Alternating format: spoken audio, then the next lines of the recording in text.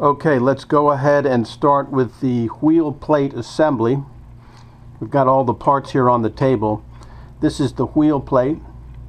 We have a variable distance slot on the rear and 3 fixed holes in the top or towards the front of the wheel plate. Depending on the type of long bars that you're using, these are inch and this is a metric. In our case, we will be using a 3-inch by 1-inch long bar, and in fact we have 2 of those back to back here that are 8 feet long, and we'll be using, this is the there's a 6 millimeter gap, and this wheel is set up to accept the 6 millimeter, and it sits right in the slide. If you are using metric, here is a metric section.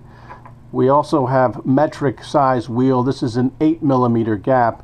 This wheel is a little bit larger and it will fit in the gap like so. So we'll proceed now with using the 2 8-foot, these are 3-inch by 1-inch long bars back to back. So we're going to use the forward slot. So let's go ahead and start with the axle. This is a 5 millimeter bolt, 40 millimeters long. So we've got the washer. Now we'll put on the spacer, and then for the wheel, notice that this is the 6 millimeter gap wheel. There are 2 inserts. This is sort of an interior axle and a washer on that side. Notice that the wheel has a short side and a long side. We want the long side up, or long side in this case facing towards the plate, the long side towards the plate. We'll take our 5 millimeter lock nut and place that in and just slowly tighten it a bit.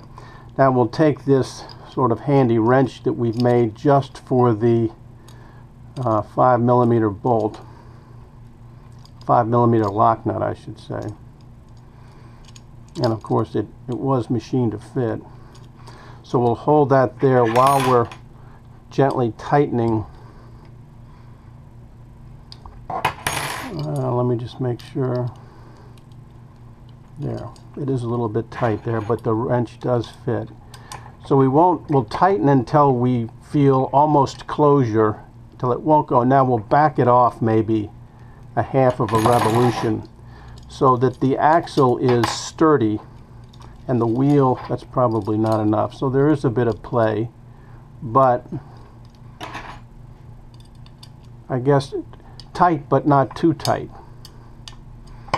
We still want good movement in the wheel. Okay, so let's proceed with the remainder of the 4 wheels. Okay, I've now got all 4 wheels attached. The rear ones are still able to slide. I haven't quite tightened them down. The 2 front ones are locked in place. So what we're going to do is we're going to slide the front wheels into the 6 millimeter gap. The rear wheels we're going to engage in just a second. So I'm going to now move the rear wheels into the gap.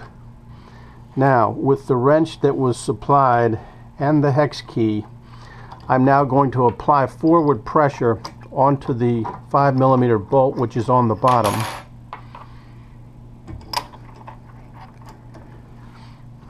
And I'm going to tighten down on the hex key and keep the wheel in the gap. I'm going to do that with the second one as well. I'm going to push forward with the